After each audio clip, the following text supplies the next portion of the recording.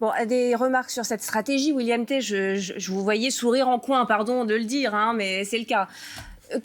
C'est la bonne stratégie pour Glucksmann ou il est en train de se faire doubler par tout le monde? On a Karim Bouhamrane qui s'est déclaré candidat cette semaine. Enfin, il a laissé un espace quand même à gauche en se déclarant pas. Non, le problème qu'il a, c'est qu'il ne peut pas aller jusqu'au bout sans le Parti socialiste parce qu'il n'a pas les moyens financiers de pouvoir porter une campagne électorale. En fait, il n'est pas dans la même situation qu'Emmanuel Macron en 2016 où lui, il pouvait y aller sans le Parti socialiste parce qu'il avait les liquidités pour pouvoir le faire. Il faut le rappeler, pour être candidat à l'élection présidentielle, il faut entre 8 et 22 millions d'euros au moins pour le premier tour, et il ne les a pas, parce qu'actuellement c'est compliqué, le système économique est compliqué, on n'est pas en croissance économique, et donc il n'y a pas forcément autant de donateurs qu'il y en avait avant. Le deuxième point qu'il a, la difficulté, c'est qu'il n'a ni les troupes, ni l'appareil militant pour pouvoir mener une campagne de manière efficace. Et donc, en fait, il est dans une stratégie d'entre-deux, parce qu'il ne peut pas encore convaincre le Parti socialiste qu'il est le meilleur candidat. Certes, il est le mieux placé dans les sondages, mais il y a, je pense, des doutes au sein du Parti socialiste qui disent que, certes, il est haut dans les sondages, mais est-ce qu'il arrivera à arrimer les communistes et les écologistes pour passer devant Jean-Luc Mélenchon? Est-ce qu'il a ensuite, après les capacités physiques, l'envergure pour battre Jean-Luc Mélenchon et passer devant lui dans un cadre de premier tour? Pourquoi vous parlez de capacités physiques?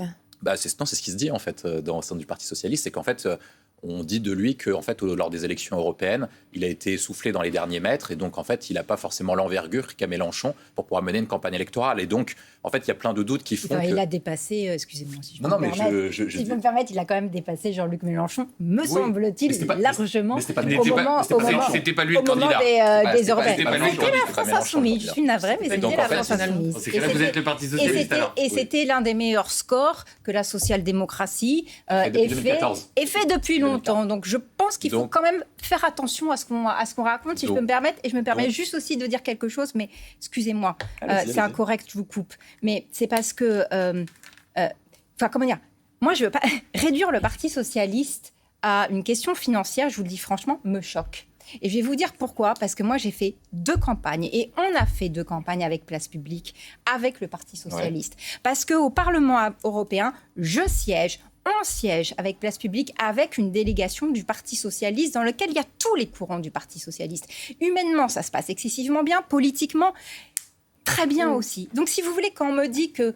Quand j'entends, je suis désolée, mais quand j'entends le Parti socialiste, en gros, j'ai une machine à cash, je vous dis franchement... En toute sincérité, il y a un besoin d'argent pour faire une campagne. Il y a un attachement. On travaille. Pierre Jouvet, c'est mon collègue.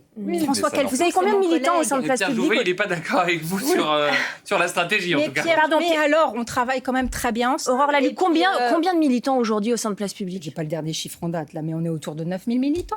Ouais. Donc on n'est pas comparable au Parti socialiste. Vous avez besoin du PS. Mais c'est pas ça, c'est pas que ça. On n'a pas cette histoire, on n'a pas ce maillage. On est complémentaires, on est différents, mais on est complémentaires. Bon, on va laisser William terminer aussi. On a toujours très très bien fonctionné ensemble. Et d'ailleurs, le score aux dernières européennes le prouve. Allez, terminez. Donc il y a une incertitude sur la capacité de Raphaël Glucksmann à passer devant Jean-Luc Mélenchon. Et surtout, moi je pense que le problème qu'il a avec Olivier Faure, c'est qu'ils ne sont pas d'accord stratégiquement.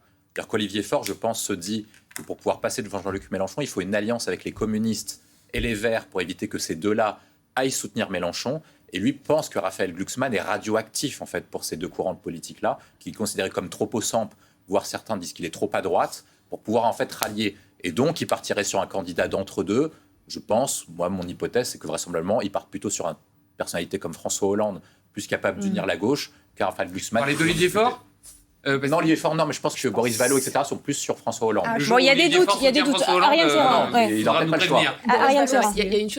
Pardon, il a le charisme pour y aller, Raphaël Glucksmann, pour vous, William T? Non, mais c'est le meilleur candidat des sociodémocrates dans les sondages, c'est celui qui est le plus haut. Mais il a un problème, c'est qu'une grande partie des élus socialistes ne pensent pas que dans un débat, il puisse s'imposer face à Jean-Luc Mélenchon. Tout simplement parce qu'en fait, sur une présidentielle, à la différence d'une élection européenne, une élection européenne, c'est une question de positionnement politique. C'est-à-dire qu'en fonction du positionnement politique, vous pouvez vous en sortir plus ou moins. Une élection présidentielle, c'est une question d'incarnation.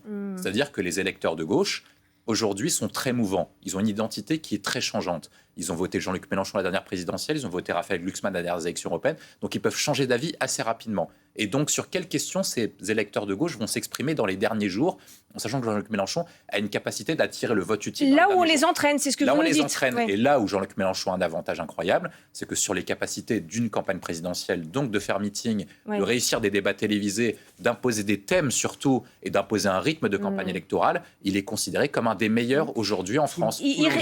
Tout l'enjeu, là, ça va être de